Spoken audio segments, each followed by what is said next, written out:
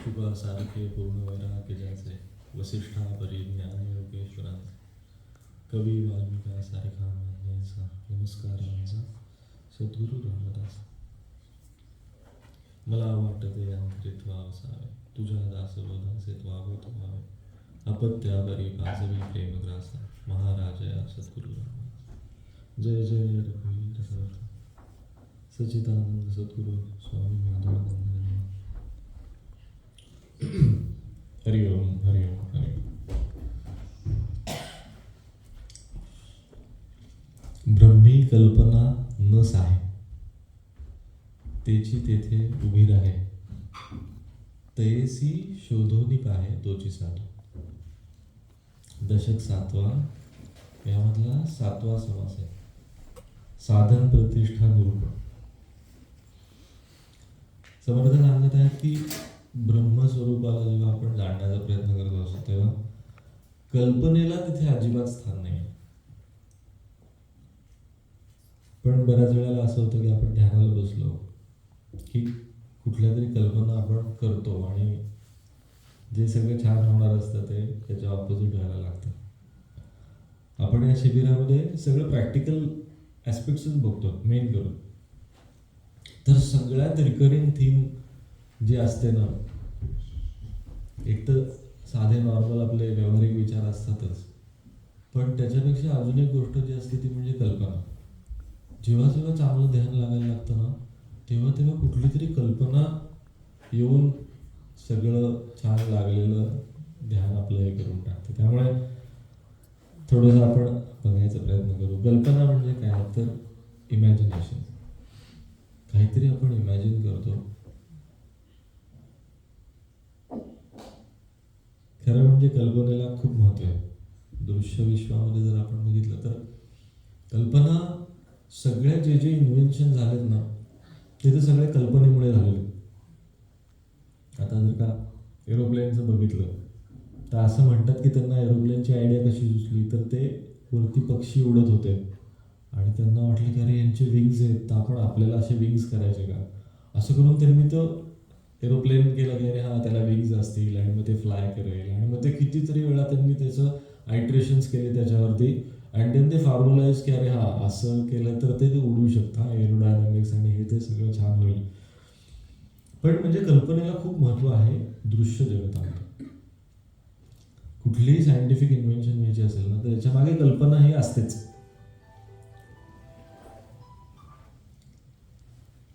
एक उदाहरण द्यायचं झालं तर थॉमस एडिसन आपल्याला माहिती असतील. बरेच म्हणजे खूप मोठे सायंटिस्ट होते, त्यांच्या नावावरती खूप मोठे मोठे शोध पण आहेत. पण त्यातला एक जो शोध सगळ्यांच्या लक्षात आहे तो म्हणजे इलेक्ट्रिक बल्ब. एडिसन यांनी तो शोधून काढला. असं म्हणतात की त्यांच्या आधी तो बल्ब होताच, पण त्यांनी तो असा केला की it will be more stable. तर कुठलं फिलामेंट यूज करायचं किंवा कसं ते मटेरियल असेल, व्हॅक्यूम कसं असेल आतमधलं, ते सगळं त्यांनी परफेक्ट केलं असं म्हणतात. आणि तो त्यामुळे शोध त्यांच्या नावावरती आहे.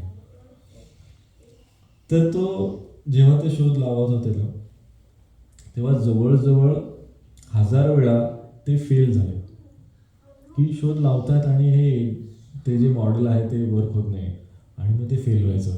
तर त्यांचं एक खूप सुंदर वाक्य आहे की I haven't failed but I have found 1000 ways that it won't work. तर डेडिकेशन असतं या सगळ्या सायंटिस्टचं. कारण काय इतकी मोठी गोष्ट आपण कर्मयोगाचं कालच बघितलं की इतकी जर का तुम्हाला काहीतरी शोधून काढायचं असेल ना सारखं त्याच्या मागे लागावं लागतं. तर त्यांचीच एक गोष्ट अजून छान अशी की ते असं शोध लावत होते दिव्याचा. आणि आता 1000 वेळा विचार करा तुम्ही, 1000 वेळा तुम्ही शोध लावताय, ते 1000 वेळा होत नाहीये, फेल होतीये ती एक्सपेरिमेंट. तर त्यांना तर थोडंसं हे होतच असेल की अरे एक्सपेरिमेंट फेल होते. पण त्यांच्या परिवाराला काय वाटत असेल, त्यांच्या बायकोला काय वाटत असेल की दररोज हा माणूस तेच करतो आणि दररोज फेल होतोय. तर एकदा असं होतं की ती एक्सपेरिमेंट फायनली सक्सेसफुल होते. रात्रीचे 12 म्हणजे खूप मध्यरात्र झाली असते, 12च्या पुढे झाले असतात आणि बायको बिचारी झोपली असते दमून सगळं काम करून. आणि हे येतात, एडिसन येतात आणि बायकोला उठवतात. त्यांचं नाव असतं मेरी, त्यांची पहिली बायको. तर मेरीला म्हणतात, मेरी वेकअप. तर ती बिचारी झोपलेली असते. Wake up, I have invented the bulb, असं ते म्हणतात. तर ती म्हणते, that's great honey, please turn off the light and let me sleep. म्हणजे तिला काही त्याचं उरलंच नव्हतं, पण हे डेडिकेशननी करत राहतो. पण जेवढं इमॅजिनेशनला दृश्य जगतामध्ये महत्त्व आहे, तेवढंच ते ध्यानामध्ये किंवा कुठल्या योगाच्या अभ्यासामध्ये करू नये. इमॅजिनेशन म्हणजे कल्पना. निसंदिग्ध अनुभूती आपल्याला हवी असेल तर त्यासाठी कल्पना ही सोडावीच लागते. प्रत्येक गोष्टीमध्ये आपण कल्पना करत असतो. आता देव म्हणजे काय? आपल्याला समोर लगेच विष्णूचं रूप येतं. विष्णू जर का आपले प्रिय देव असतील की लगेच चतुर्भुज असेल, त्यानंतर मुकुट घातलाय, गळ्यामध्ये माळा आहेत, त्यानंतर भरजरी कपडे आहेत, सगळं सुंदर सुंदर येतं. पण सगळं इमॅजिनेशनच. देव भेटणार म्हणजे काय होणार हेच आपल्याला बऱ्याच वेळेला माहिती नसतं. आणि आपण ध्यानामध्ये सुद्धा तसंच इमॅजिन करतो सुरुवातीला, की देव म्हणजे देवाचं स्वरूप असंच लक्षात येतं. पण ते अजिबात करायचं नाही. किंवा एक छान मजा म्हणजे कुठे राहतो किंवा कसं देवाला भेटायला जायचं. आता कुठे आपल्याला कुणालाही भेटायचं असेल तर पत्ता लागतो. तर विष्णू म्हटलं की आपल्या डोळ्यासमोर काय येतं? वैकुंठ. लहानपणी तो तुकाराम महाराजांचा पिक्चर होता, ब्लॅक अँड व्हाईट. तर तो इतक्या वेळा बघितला आहे की ते मला लहानपणी तर तेच, अजूनही माझ्या डोळ्यासमोर तेच येतं की वैकुंठाला जायचं म्हणजे काय, तर देव गरुड मोठा पाठवणार आहे, त्याच्यावरती असं बसायचं मस्त, आणि मग तो गरुड आपल्याला घेऊन जाणार वैकुंठाला. पण तसं काही नसतं. आणि सगळं इमॅजिनेशन खरं म्हणजे. आणि ध्यानामध्ये सगळ्यात महत्वाचं की देवाचं ध्यान कुठे करायचं. बऱ्याच वेळेला आपण संतांचं वाङ्मय वाचत असतो आणि आपल्याला त्याचा अनुभव नसतो. संतांनी जेव्हा वाङ्मय ते लिहितात तेव्हा त्यांना लिहायचं म्हणून लिहित नसतात. त्यांना काहीतरी स्फुरण झालेलं असतं, त्यांची ती अवस्था असते म्हणून ते लिहित असतात. आपल्याला त्याचा अनुभव नसल्यामुळे ना आपण ते कोरिलेट डायरेक्टली करू शकत नाही की अरे नक्की यांना काय म्हणायचं आहे. मन रामी रंगले, अवघे मनची राम झाले. आता असं जर असेल तर मी रामाचं ध्यान का नाही करायचं, असं आपल्या मनामध्ये येतं ना की अरे आता महाराजच म्हणतात जर का की मन रामी रंगले. पण राम म्हणजे काय, तर आत्माराम, आपल्याच आतमधला जो राम आहे त्याचंच आपल्याला ध्यान करायचं आहे. त्यामुळे थोडंसं ते एक संदिग्धता असते की नक्की काय करायचं, कन्फ्युजन असतं. अजून एक इमॅजिनेशन जे असतं ते म्हणजे स्वचं अनुसंधान करा. इतक्या वेळा आपण ऐकलेलं असतं स्वामींकडनं, पण माहितीच नसतं. जाणीव जाणीव जाणीव जाणीव किती वेळा ऐकलेलं असतं. अरे पण ही जाणीव आहे काय, नक्की कुठे मी पकडतीये, तीच ती जाणीव आहे का? जी इतक्या वेळा मी ऐकते ती जाणीव मला जी वाटते तीच ती जाणीव सगळ्यांना सांगायची का? ते पण इमॅजिनेशन. मग काय करायचं? कारण की तिथनं सुरुवात तर कुठनं तरी करावीच लागते. बघूयात आपण हळूहळू. पण थोडक्यामध्ये जी नॅचरल प्रोसेस असते ना ती होऊ द्यायची. नॅचरल प्रोसेसला जेव्हा पण आपण मध्ये काहीतरी आपल्या ज्याने आडकाठी आणतो ना तेव्हा ते ब्लॉकर्स निर्माण होतात. होतंय ते होऊन द्यायचं. जर आपल्याला ज्या वेळेस आपली मनस्थिती असेल तेवढं तसंच ध्यान लागणार आहे. दरवेळेस आपलं सेम ध्यान लागणार आहे का? नाही लागणार आहे. त्यामुळे जसं त्या दिवशीचं ध्यान लागणार आहे ते होऊ द्यायचं. आपण आपलं जो कोर प्रोसेस आहे, स्टेप्स आहेत त्याच्यावर ते फॉलो करायचं. कॅमेराचं कालच उदाहरण दिलं होतं तसं. कॅमेरावरती जेव्हा लाईट पडतो, रिफ्रॅक्शन होतं, आपल्याला माहिती आहे. ते लेन्सचं सेन्सिंग एरिया असतं त्याच्यावरती ते जातं, पिक्चर त्याच्यावरती दिसतं. पण जर का तिथेच धूळ असेल बाई तर तो फोटो येणारच नाही ना. मेन गोष्ट हा दृष्टांताचं नेहमी का इम्पॉर्टन्स माहिती आहे का, जे समोर आहे ना तेच प्रोजेक्ट व्हायला हवं, किंवा जे आतमध्ये व्हायला हवं ना प्रोजेक्ट तेच प्रोजेक्ट व्हायला हवं. जेव्हा तुम्ही त्याच्यावर काही पण एक्सटर्नल काही गोष्टी करता ना तेव्हा ती प्रोजेक्ट होत नाही. एक तर ते ब्लरी होतं, जे आपला सगळ्यात जास्त प्रॉब्लेम असतो, की अरे मला स्पष्टपणाने दिसत नाही काय मला हवं ते ब्लरी होण्याचं हेच कारण असं. आणि दुसरी गोष्ट जी अजून डेंजरस आहे, की जे नाहीये ते प्रोजेक्ट होतं. बऱ्याच वेळेला पूर्वीच्या काळचे जे फोटो असायचे ना, त्यात एक वेगळाच माणूस असा दिसायचा आणि मग आपल्याला वाटायचं अरे भूत आहे का काय. फोटो काढल्यावर डेव्हलप झाल्यावरती असं व्हायचं ना. तिथे काय नाहीच आहे ते. तुम्ही इमॅजिन जर का केलं ध्यानामध्ये, तर जे नाहीये तेच प्रोजेक्ट होणार आपोआप. त्या दोन्ही गोष्टींपासून एक ब्लरी इमेज आणि दुसरी वेगळीच कुठली तरी इमेज जी नाहीच्या अस्तित्वामध्ये. तसं होऊन द्यायचं कारण नाही, तसं व्हायला नकोय. बऱ्याच वेळेला आपण काय काय ऐकलेलं असतं, वाचलेलं असतं, आणि मग जरी आपल्याला तसं नको असलं ना, तरी ते आपोआप कधी कधी प्रोजेक्ट होतं. म्हणजे प्रकाश दिसणे, नाद ऐकू येणे, असे बऱ्याच गोष्टी आपण ऐकलेल्या असतात. त्या मनामध्ये खोल अशा रेजिस्टर झालेल्या असतात आणि आपल्या मनामध्ये अशी सूक्ष्म इच्छा असते की अरे मला पण कधीतरी असं दिसावं, कधीतरी असं ऐकू यावं, कधीतरी असा सगळे म्हणतात की सुगंध येतो छान, किंवा काही बरीच गोष्टी असतात वागण्यामध्ये. अरे मला असं झालं तर किती छान होईल. आणि ते आतमध्ये इतकं गेलेलं असतं ना, जरी आपण वर्ण म्हणलं ना की नाही दॅट इज ते खरं नाही हा, असं काही करायचं नाही हा, आपण आपलं स्ववरती फोकस करायचं, पण ते आतमध्ये कुठेतरी असतं की मला असं दिसलं तर किती छान होईल. आणि ते कधीतरी डोकं वर काढतं, इमॅजिनेशन्स होतात. तसं होऊ द्यायचं नाही. You have to be alert.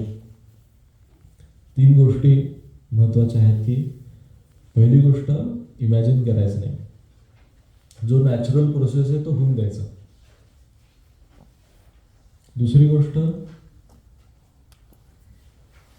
जर काही ध्यानामध्ये कुठली अनुभूती येत असेल तरी लक्ष द्यायचं नाही त्याच्यावर, जे होतंय ते होऊन द्यायचं. आपण स्ववरती फोकस करायचं.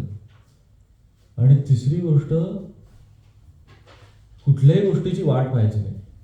बऱ्याच वेळेला ना आपल्याला छान ध्यान लागलेलं असतं आदल्या दिवशी किंवा काही दिवस आधी, आणि छान असं कळलेलं असतं की हा कुठे फोकस करायला हवं, काय करायला हवं, आणि मग ते झालं की दुसऱ्या दिवशी काही ध्यान लागत नाही लगेच.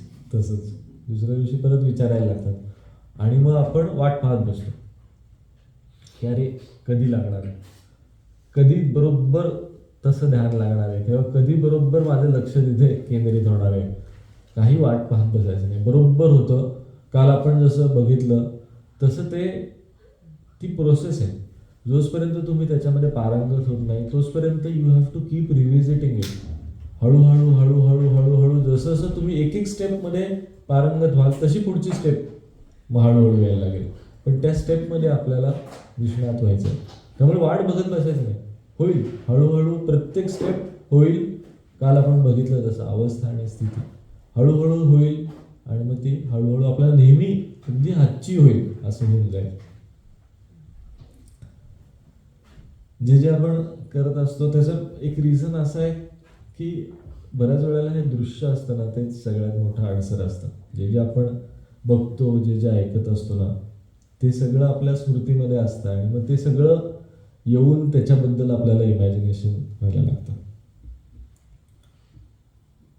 एक फॉरेनर होते एकदा, आणि ते भारतामध्ये पहिल्यांदा आले, आणि भारतामध्ये आल्यावरती त्यांनी बघितलं की सगळ्या बायका ज्या आहेत ते कुंकू लावतात, आणि काही काहीच बायका कुंकू लावतात, काही काही ज्या छोट्या मुली असतील त्या कुंकू लावत नाहीत. आणि दे वर व्हेरी क्युरियस की असं का होतंय. म्हणून मग त्यांनी विचारलं की काय ह्याच्या मागे रिझन असेल की काही बायका कुंकू लावतात. तर त्याच्यावरती एका माणसाने छान त्यांना उत्तर दिलं की ते कुंकू का लावतात बायका, तर त्यांचं रेकॉर्डिंगचं बटन चालू असतं, लाल रंगाचं कुंकू असतं, तर त्यांचं रेकॉर्डिंगचं बटन चालू असतं. कधीही ते हवं तेव्हा रिप्ले करू शकतात. तर त्याच्यावरती मी शिबिराच्या आधी आणि तिला म्हटलं आधी ती एखादं एक्झाम्पल, मला आठवत नव्हतं, मी म्हटलं एखादं एक्झाम्पल तुझ्या डोक्यात आहे का की असं रेकॉर्डिंग आणि रिप्ले. तर त्याच्यावरती 1 तास तिने मला सांगितलं, आणि 1 तास सांगितलं, आणि त्यानंतर तो टॉपिक कुठल्या कुठे गेला सगळ्या लोकांवरती गेला, घरातले हे ते, लग्नात तू कसं केलं, काय केलं, सगळं म्हणलं अगं कुठून चालू झालं होतं. त्यामुळे सगळ्यांनी लक्षात ठेवलं पाहिजे की रेकॉर्डिंग बटन नेहमी चालू असतं, ते कधी रिप्ले होऊ शकतं. पण थोडक्यामध्ये हे दृश्य व्यवहारामध्ये आपण जे जे करत असतो ना, ते सगळं त्याचे इम्प्रेशन्स आपल्या मनावरती येत असतात. अंतःकरण म्हणजे काय तर मन, बुद्धी, चित्त, अहंकार. तर त्याच्यातलं मनावरती सगळ्यात जास्त त्याचे इम्प्रेशन्स होत असतात. बुद्धी ते सगळं स्टोअर करते डेटाबेस सारखं, पण मन असतं ते सगळं बरोबर जेव्हा नको तेव्हा ते पिक करतं. क्वेरी, डेटाबेसची क्वेरी असते ना, तशी ती बरोबर क्वेरी करतं की अरे यावेळेस ती नको आहे खरं, ध्यानाला बसलोय, पण तरी सुद्धा बरोबर ऑफिसचं आठवेल, मुलांचं आठवेल, काही ना काहीतरी आठवेल. आणि अजून एक गोष्ट म्हणजे सगळ्याच गोष्टी ज्या असतात ना त्या समान ह्याच्या नसतात, इंटेन्सिटीच्या. आमच्या लहानपणी बिल्डिंग होती आमची, तिथे राहायचो आम्ही तिथे, आणि सगळेजण आजूबाजूचे सगळे नेबर्स ओळखीचेच असायचे, त्यामुळे येणं जाणं सगळ्यांचं असायचंच. तर बऱ्याच वेळा सकाळची वेळ असली की शेजारच्या काकू काहीतरी शुगर मागायला, साखर मागायला, चहा मागायला अशा यायच्या. आणि मग काही नाही, मग आम्ही मुलं लगेच थोडंसं देऊन द्यायचो त्यांना किंवा असं काहीतरी व्हायचं. पण त्याचं खूप रेजिस्टर व्हायचं नाही की येऊन गेल्या, हा काकू येऊन गेल्या, एवढंच असायचं. पण मग कधी कधी आहे ना, दुपारची वेळ असली, शनिवार रविवार असला की त्याच काकू यायच्या आईच्या इथे, आईच्याकडे, आणि मग त्या गॉसिपिंग करायच्या दोघी मिळून, मस्त गप्पा मारायच्या काही ना काहीतरी कुणाबद्दल तरी. मग मात्र आम्ही मुलं सगळे इतकी इंटरेस्टनी सगळं ऐकायचं ना, आणि ते लक्षात पण राहायचं. अजूनही माझ्या लक्षात आहे की कोण कोण काय काय करायचं. तर ते इंटेन्सिटी, तुम्ही जितके डीपली इन्व्हॉल्ड असाल ना कुठल्याही करामामध्ये इमोशनली, तर ते इंटेन्सिटी त्याची जास्त असते आणि त्याचं इम्प्रेशन आपल्या मनावरती जास्त पडतं. त्यामुळे ते पण एक लक्षात ठेवलं पाहिजे की जे जे आपण व्यवहारात करतो ना ते आपोआप रिफ्लेक्ट होणार ध्यानाच्या वेळेस. मग काय करायचं तर पहिली गोष्ट म्हणजे, अजून एक गोष्ट सांगतो की दृश्य व्यवहारामध्ये कसं असतं तर इंटेन्सिटी आपण बघितलं ना तर वेगवेगळ्या प्रकारे पण आपण बघत असतो दृश्याकडे.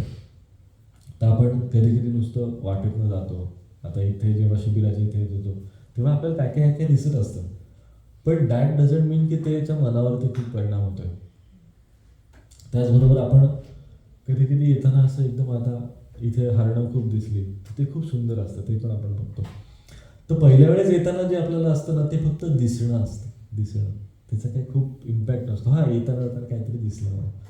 नंतर एखादं आता हरिण दिसलं किंवा एखादं सृष्टी सौंदर्य बघायला जातो आपण, तेव्हा ते असतं, ते पाहणं असतं की अरे मी काहीतरी पाहतोय, आणि मग त्याचा थोडासा इम्पॅक्ट अजून होतो. त्यानंतर काल आपण ह्या लहान मुलांचं सगळं बघितलं, कलाकृती बघितली, सगळ्यांचे अभंग ऐकले, तर ते जे होतं ते न्याहाळणं होतं. न्याहाळणं की अरे हा मी बघतोय, छान, किती छान, त्याचा पण इम्पॅक्ट होतो. त्यानंतर आपण बऱ्याच वेळेला स्वाध्याय जेव्हा करत असतो तेव्हा असा फोकस देऊन अभ्यास करत असतो.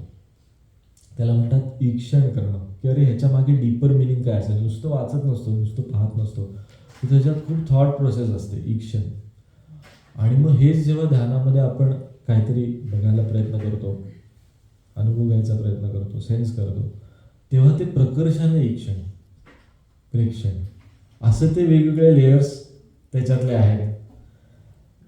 आणि जितकी मगाशी म्हणलो तसं, जितकी जास्त इंटेन्सिटी असेल, दिसणं ह्याची इंटेन्सिटी सगळ्यात कमी, तिथपासून ती इंटेन्सिटी वाढत जाते. दिसणं, पाहणं, निहाळणं, ईक्षण आणि मग प्रेक्षण, जितकी जास्त इंटेन्सिटी असेल तितका जास्त त्याचा आतमध्ये खोलवर अंतःकरणावरती संस्कार होतो.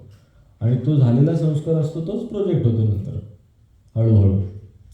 त्यामुळे हे डायरेक्टली प्रपोर्शनल आहे. इंटेन्सिटी आणि संस्कार हे डायरेक्टली प्रपोर्शनल आहेत. मग आपण काय करायचं आता मेन विषयाकडे, की हे सगळं थिअरी आहे, म्हणजे त्याच्या मागचं सगळं कळलं, पण आता करायचं काय? ओके नाही, कारण काय, डोळे तर पाहतच राहणार, त्यांना काय असं म्हणू शकत नाही की पाहू नका. बुद्धी विचार करतच राहणार, जी जशी डेव्हलप झालेली आहे तशी बुद्धी विचार करत राहणार, कान ऐकत राहणार.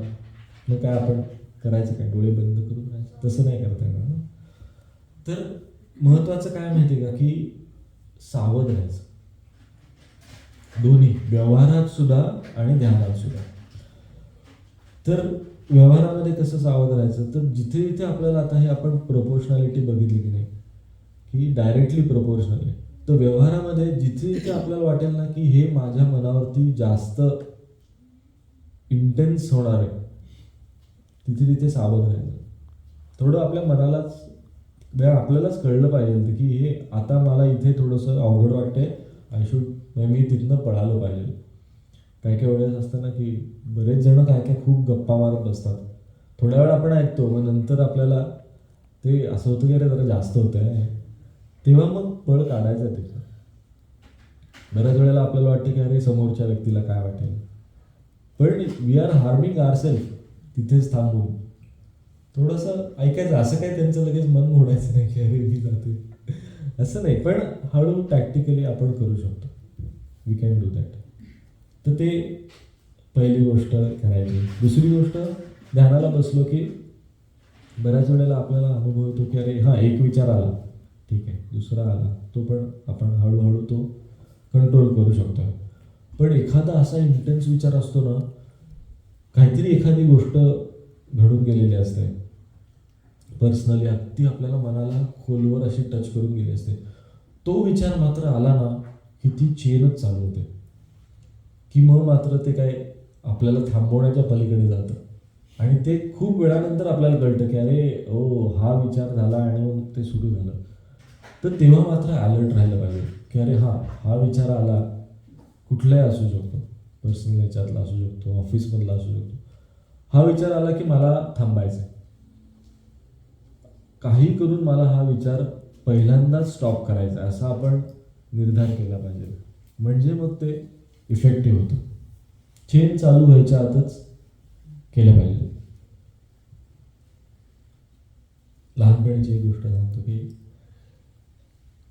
कसं ध्यानामध्ये बऱ्याच वेळा मजा असते की आपण जे जे बघत असतो ना त्याचंच इम्प्रेशन असतं शेवटी. तर 1995-96 सालची साधारण गोष्ट आहे, खूप आधीची गोष्ट आहे, लहान होतो मी पण तेव्हा खूप. तर तेव्हा दूरदर्शन नावाचं एकच चॅनल असायचं बरं का, बाकी हे कुठले केबल टी व्ही वगैरे असं काही चालू झालं नव्हतं. आणि त्याच्यावरती पण सकाळी काहीतरी 6 वाजता दूरदर्शन चालू व्हायचं आणि रात्री 9 पर्यंत वगैरे असायचं, मग बाकीच्या वेळेस मुंग्याच असायच्या टी व्हीवरती. तर तिथे तेव्हा ना एक सिरीज नवीन चालू झाली होती, तेव्हा काहीतरी डेली सोप असं नवीनच झालं होतं आणि तेव्हा शांती नावाची एक सिरीज चालू होती, काही काही जणांना माहिती असेल,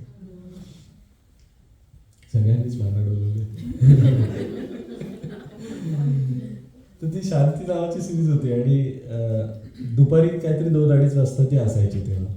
आणि आम्ही मुलं तेव्हा शाळेतनं यायचो आणि आजी आजोबा घरी असायचे आणि मग असं असायचं की घरी यायचो आणि मग आजी आजोबा थांबलेले असायचे, जेवायला आम्हाला वाढायचे, आम्ही मुलं जेवायचो आणि आजी आजोबा ती सिरीज बघायचे आणि मग सगळेजण आम्ही जेवायचो पण आजी आजोबांचं सिरीज बघता बघता ते हे करायचं.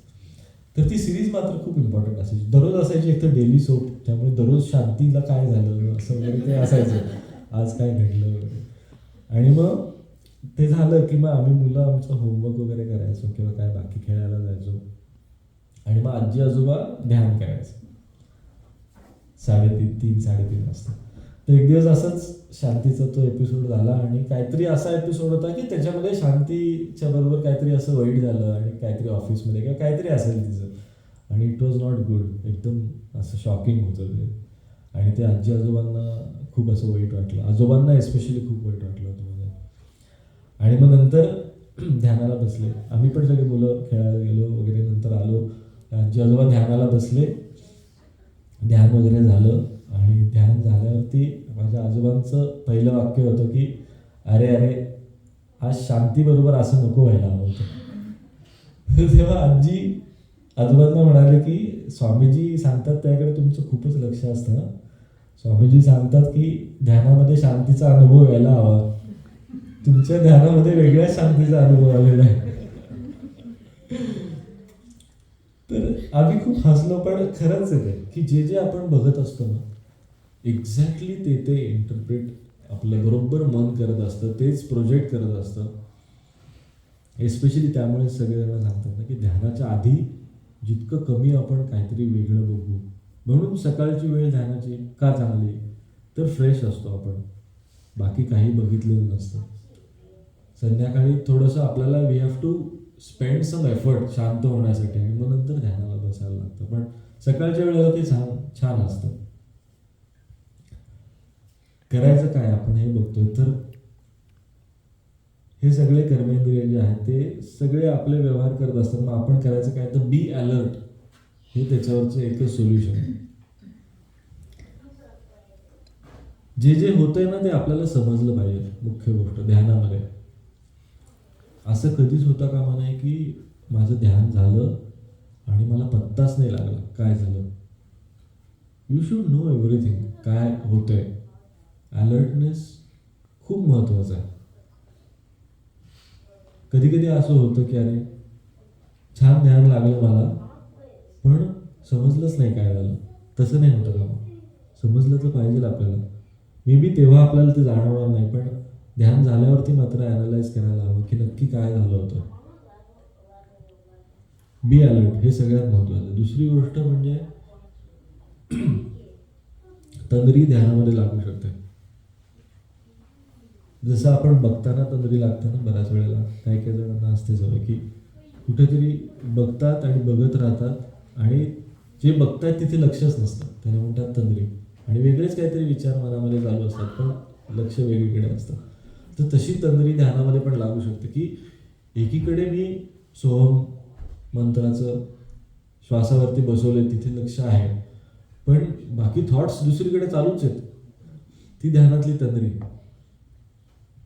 तर तसं होता कामा नये. ह्याचं मेन रिझन काय माहिती आहे का, की आपला जो इंटेलिजन्स असतो ना तो फुल्ली ऑक्युपाईड नसतो. 100% जर का इंटेलिजन्स असेल आपला, तर त्यातला जर का 100 पैकी 100 नसेल ऑक्युपाईड, तर ब्रेन जो असतो तो तेवढं काम करतोच ना त्याचं. तो म्हणतो अरे तुला सोहमचं जर का आता तू बसवतोय ध्यानावरती श्वासावरती, तर त्यासाठी तुला 20% लागते. तर बाकीचा 80% जो आहे ना तो मी काहीतरी विचार करत बसतो. मग तो काय करतो, विचार करत बसतो. त्यामुळे 100% तुमचा जो इंटेलिजन्स आहे तो ध्यानाच्या वेळेस ऑक्युपाईड असलाच पाहिजे. साधं उदाहरण देतो की लहानपणी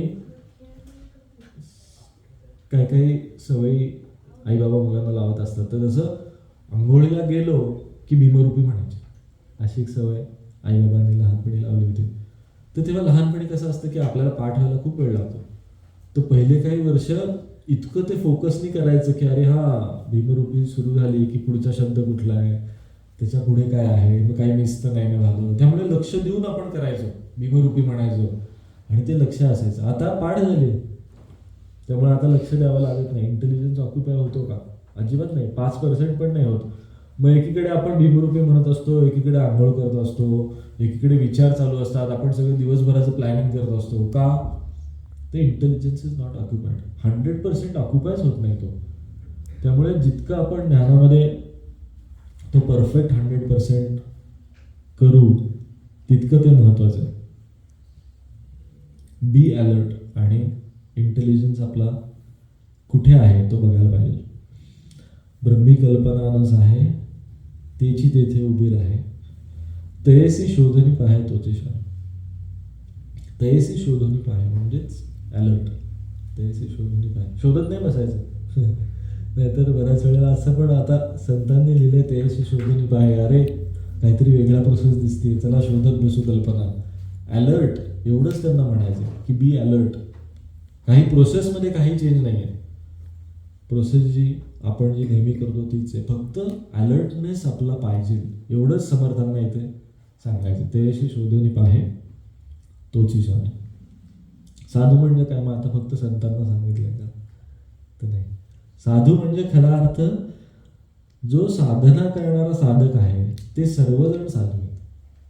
त्यामुळे सर्वांसाठी हे सांगितलेलं आहे. आणि महत्वाचं म्हणजे हे प्रॅक्टिकली खूप इम्पॉर्टंट. सगळी प्रोसेस आपण फॉलो करत असतो, पण कुठे चुकतं ना हे आपल्याला बऱ्याच वेळेला एकदम लगेच जाणवत नाही. आणि त्यामुळे काही काही पॉइंटर्स कधी कधी आपल्याला लागतात.